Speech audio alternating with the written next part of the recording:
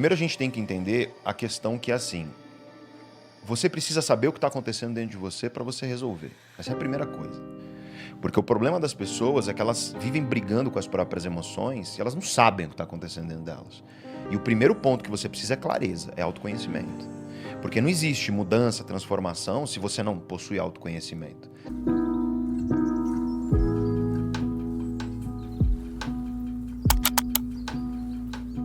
O problema das pessoas é que, para pensar, se você quer construir uma ponte, eu preciso fazer engenharia.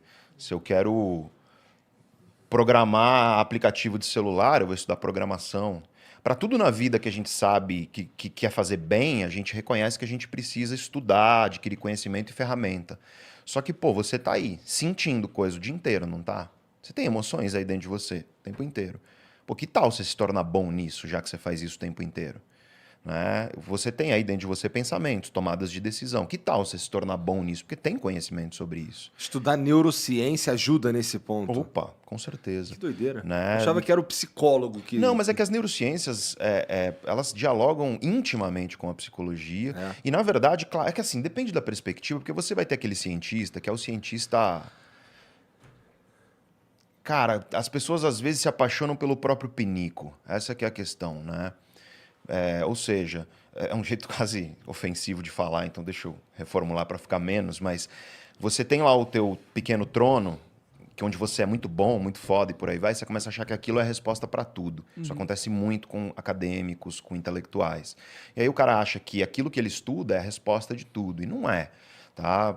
Tudo bem, as neurociências são o núcleo daquilo que eu estudo, mas, cara, a psicologia, ela ensina muito e dialoga, né? A ciência psicológica, de fato, ela dialoga profundamente e muito do que eu faço hoje é estabelecer esse diálogo. As ciências sociais, de maneira geral, antropologia, sociologia, a filosofia, que é muito chacoteada por cientistas, às vezes. A filosofia... O Stephen Hawking, de ficar pensando besteira. Stephen Hawking falou, a filosofia está morta, num dos livros dele, né? E por quê? Porque para muitos cientistas a resposta está ali naquilo que eu estudo. E, na verdade, a minha perspectiva, até por eu ter sido tão próximo e ser tão próximo ao Clóvis, que é um cara que é da área da filosofia, né, especificamente da filosofia moral, eu sempre tive um carinho muito grande pelo conhecimento filosófico. E o conhecimento filosófico ele te traz justamente um olhar que ele é transdisciplinar. Né? Você pega um cara como Aristóteles tem livro que chama A Física, onde ele vai tentar estudar rudimentarmente a física, claro que 2.400 anos atrás. Ele tem livro que chama As Partes dos Animais, ele tem livro sobre as plantas, ele tem livro sobre ética. Ele é curioso sobre tudo, né? Exato. O cara, na verdade, filosofia, originalmente, era basicamente uma... Filosofia não é uma disciplina, sabe? Uma coisa que você aprende na escola, que tem lá na disciplina. Filosofia, originalmente, com os caras que criaram, que foram os gregos, filosofia era um jeito de viver, era um modo de vida. Era a vida filosófica, que é uma vida guiada pela razão, pela racionalidade. É essencialmente isso. E claro, se você guia a tua vida pela racionalidade, você vai utilizar a ciência como uma ferramenta para isso. E essa é a minha perspectiva. Sempre foi, continua sendo, tanto que se você entrar no canal tem muitos vídeos sobre conhecimento científico, mas também muita coisa sobre filosofia. Você consegue lembrar o que conhecimentos neurocientíficos tu usou para sair da bad? Opa! Bom, vamos lá. Primeiro a gente tem que entender a questão que é assim, você precisa saber o que está acontecendo dentro de você para você resolver. Essa é a primeira coisa. Porque o problema das pessoas é que elas vivem brigando com as próprias emoções e elas não sabem o que está acontecendo dentro delas. E o primeiro ponto que você precisa é clareza, é autoconhecimento. Porque não existe mudança, transformação se você não possui autoconhecimento. Né? Eu tenho um curso que é o projeto que chama Projeto Autoconhecimento e Transformação. Porque não tem um sem o outro. Essa é que é a grande questão, pelo menos de maneira duradoura. Tá? O autoconhecimento ele é a base para você conseguir mudar. Então vamos lá, você está apaixonado. O que acontece com você quando você está apaixonado? A paixão ela vai causar uma série de alterações fisiológicas no seu corpo que já são documentadas pela ciência. Então, por exemplo, quando você fica apaixonado, ocorre uma inibição de alguns circuitos cerebrais que nós chamamos de circuitos pré-frontais, que ficam aqui atrás da testa. Sabe outra coisa que inibe pré-frontal? Bebida alcoólica. Então, ficar apaixonado é meio como ficar bêbado.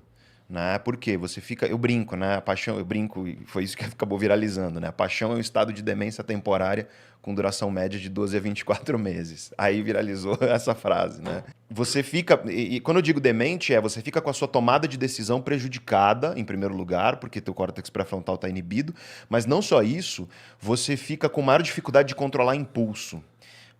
Ficou bêbado já, né, Igor? Alguma vez na sua vida? Já. Tá, quando você fica bêbado, você consegue cumprir uma dieta? Quando Tipo- você fica bêbado, você fica completamente... Bom, no meu caso, eu fico meio chatão, eu acho. Chatão, talvez seja porque você tem um chato no seu âmago aí que vem à tona. É Ah, ele possível. tem. E o seu córtex pré-frontal controla esse chato. Tá controlando o chato agora. Pode ser. Pode ser.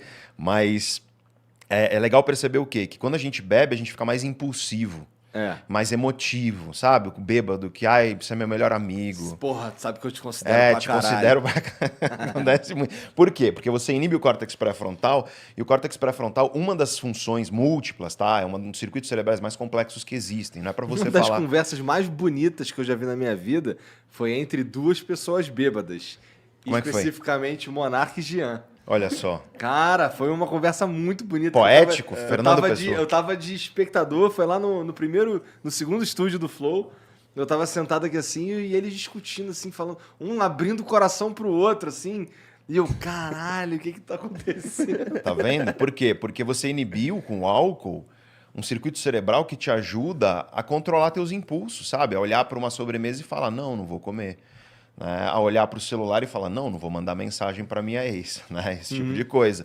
Só que quando você tá bêbado, o que acontece é justamente isso. Você tem essa inibição, emoções vêm mais livremente à flor da pele e você tem menos capacidade de controlar seus desejos e impulsos. É por isso que bêbado briga, por exemplo. É por isso que bêbado chora, abraça e tudo mais. Manda mensagem para ex no WhatsApp, se arrepende. Né? É por isso que a pessoa, quando fica bêbada, tatua alguma coisa e aí depois... Por isso que tatuador, inclusive, não aceita muitas vezes o cara tá bêbado, porque aí o cara se arrepende, dá problema pro tatuador. Só que na paixão acontece isso também, é como ficar bêbado, cara. Você fica... Já percebeu que você olha pra pessoa e parece que ela é perfeita? Aquela coisa maravilhosa, você olha, não tem defeito, assim. Então a paixão, ela é um estado de demência temporária, com duração média de 12 a 24 meses. E por que média? Porque você tem menos e mais, é uma média, e média nem sempre é uma boa medida para você. Tem muita gente que pergunta, quanto tempo mais eu vou ficar com isso? Não sei, cara, cada indivíduo é um indivíduo, eu sei qual é a média. Mas o ponto é que, além disso, a paixão, ela traz um estado de obsessão e compulsão, né? Quando você está apaixonado, ocorre uma redução da disponibilidade de um neurotransmissor chamado serotonina em alguns circuitos cerebrais. E a serotonina está muito associada a isso, a obsessão e compulsão. E aí, quando você está longe da pessoa, você fica ansioso. Por quê? Porque você quer estar perto dela. Mas aí, quando você está perto dela, você fica ansioso porque você quer estar bem para ela. E quando você está longe da pessoa, você fica com ideias invasivas. Cara, definição de obsessão, ideia invasiva. Você está no trânsito, no chuveiro, você está trabalhando, aí você fica pensando na pessoa, cara. Cara, isso é a obsessão, é o que nós definimos como obsessão. E compulsão. E o que é compulsão? Você está com a pessoa, você não quer parar de estar com ela. Não tem um momento que você fala, não, chega, vamos dar uma pausa, a gente volta daqui a uma semana. Tipo, você quer o tempo inteiro. E aí, nesse conjunto todo, o que acontece com você? Você está com a tua tomada de decisão prejudicada, você está obsessivo, você está compulsivo em relação à pessoa, você não está enxergando defeito nela, você acha realmente que a pessoa ela é uma espécie de... Parece que é um pedaço seu, né? Então, quando você perde, dói. E aí vem a coisa que é necessária de se entender. Então, quando você está apaixonado, você está meio bêbado. E a tua tomada de decisão está prejudicada. E, portanto, o que você aprende aqui?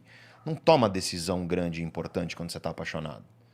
Né? Você tem que saber disso. Sabe? Tipo, tatuar o nome da namorada na nádega esquerda. Aí o cara vai se arrepender.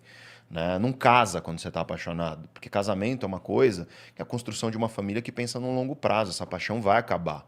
Se a tua relação sobreviver ao fim da paixão, aí você pode começar a cogitar construir uma família com a pessoa. Mas toma cuidado com isso, porque a paixão deixa inebriado mesmo. Só que aí vem aquilo que você falou. Mas, o que você pode saber de si para você passar por um pé na bunda ou por uma dor emocional de término? É você entender que quando você passa por uma dor de término, de rejeição, Sabe? Por que que a rejeição dói? Por que que dói? Que todo mundo que já passou por isso sabe. Tipo, dói. Dói porque ativa no teu cérebro os mesmos circuitos que são responsáveis pela angústia da dor física. De quando você quebra a perna e leva um soco na cara. Os mesmos. Ou seja, tem estudo, isso é muito louco. É muito louco isso que eu vou falar, vocês vão ver. Quando eu li isso pela primeira vez, eu falei, cara, isso é... Tem estudo que mostra que para a pessoa que está com o coração partido, se você dá para essa pessoa 2 vezes ao dia 1 grama de paracetamol, reduz o sintoma de coração partido mais do que se você der um placebo. Porque é um estudo clínico, entendeu? Caralho. Igual você faz para dor de cabeça, eles fizeram isso. Aí para metade do grupo eles deram uma pílula de farinha, todo mundo sofrendo lá com coração partido, e a outra metade deram 1 grama de paracetamol mesmo 2 vezes por dia. Reduziu o sintoma com significância estatística mais do que placebo. Caralho. Ou seja, por quê? Porque dói, velho. E todo mundo que já passou por isso, cara, você preferia às vezes ter as 2 pernas quebradas em vez de ter passado por algumas decepções amorosas, rejeições, ou mesmo a perda de uma pessoa que você ama, né? A perda de uma mãe, de um pai, de um irmão, de um avô, de uma avó. Porque dói, é visceral, cara. O ser humano é um ser social. As nossas relações são muito importantes para nós, né? O ser humano, se você bota um ser humano no ringue com qualquer bicho, sozinho, né? Um ser humano, com qualquer bicho de médio porte para cima, a gente perde. Ponto final. A gente não tem garras e coraça e não tem chifres. Dizem que tem alguns que tem, mas não é para esse caso aqui, né? Não é para esse caso aqui. Você... Esse pé na bunda que tomou no Tchek pouco, Não cara. tinha. Pior que não, cara. Eu acho que se tivesse, seria mais fácil de superar, porque aí vira uma parada de, pô, não presta pra mim mesmo, é mais fácil. Tanto que não foi, ficou uma coisa de, putz, perdi a oportunidade de não sei o que e tal. E aí a paixão faz isso, né? Mas quando você entende que é um estado que tá doendo realmente dentro de você, eu dou uma dica pras pessoas que as pessoas não acreditam, mas tenta. Você tá sofrendo aí. Cara, quando você, na hora que você pensar na pessoa, desce e faz 20 flexões. Porque o que você vai fazer? Você vai fazer o teu corpo liberar endorfina. E o que é endorfina? Ela é uma morfina produzida pelo próprio corpo, entre aspas. Que faz? Reduz dor. Entendi. Vai melhorar o sintoma. Mas pode ser umas 4? Depende do seu preparo físico, né? Faz polichinelo, anda rápido na quadra, né? Dá uma volta na quadra andando rápido. Enfim, alguma coisa para você se mexer, para ativar a tua musculatura, porque vai fazer com que você libere endorfinas depois do exercício. Se puder ir para academia, fazer um exercício mais intenso mesmo, correr para quem gosta de correr e tudo mais, nadar, bicicleta, tênis, não importa. Isso vai melhorar, né? Pelo menos ali naquele momento. Aí você vai no outro dia, e aos pouquinhos você vai melhorando. Parece uma coisa boba, mas quando você entende o mecanismo de como o cérebro faz isso, pô, já é uma dica que qualquer um aqui que tá vendo pode Pode usar, adotar com para a certeza. vida. Com certeza. Né?